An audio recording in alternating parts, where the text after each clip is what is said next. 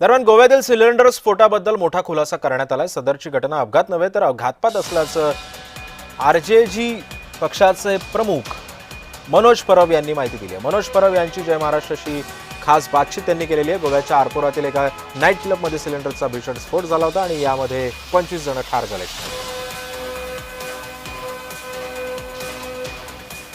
आरजेपीचे प्रमुख मनोज परब आपल्या सोबत आहेत। नेमका हा सगळा घटना काय घडली आणि ह्या घटनेच्या पाठीमागे नेमके काय खुलासे आहेत ते आपल्या सोबत करतील।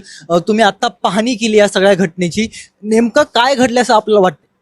हो, इकडे आता जशी माहिती भेटते आहे त्याच्यामध्ये असं कळत आहे की गन फायर काहीतरी ते चालू होतं, त्यांचं शूटिंग चालू होतं आणि त्याच्यामध्ये काहीतरी स्पार्क झाला, खाली पडला आणि ते उडण काय होतं त्याला आग लागली म्हणतात, ते कोण म्हणतं स्फोट होत चालाय, त्याचा सिलेंडर ब्लास्ट झालाय। पण अजूनपर्यंत नेमकं काय झालंय कुणाला ठाऊक नाही आणि आज जायला पण कोणी कुणाला देत नाही।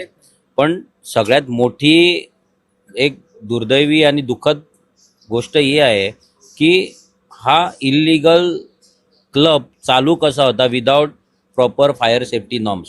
जे काय इलिगॅलिटी चालतायत गोव्यात ते सगळे सरकारच्या आशीर्वादाने चालतायत। जे आमचे थोडे ॲडमिनिस्ट्रेटर्स आहेत, नाहीतर जे ऑफिसर्स आहेत, जे कन्सर्न डिपार्टमेंट आहेत, ज्यांनी सगळं लॉ अँड ऑर्डर बघायला पाहिजे, कायदे बघायला पाहिजे, कोण काय ब्रेक करतोय ते फॉलो करतात की नाही हे सगळं बघायला पाहिजे। पण ते इग्नोर करून असले इलिगॅलिटीज ते फक्त आपल्या सेल्फिश डेव्हलपमेंटसाठी नाहीतर सेल्फिश गेनसाठी ते सगळे अलाव करतात आणि त्याच्यामुळे असले इन्सिडेंट घडत आहेत।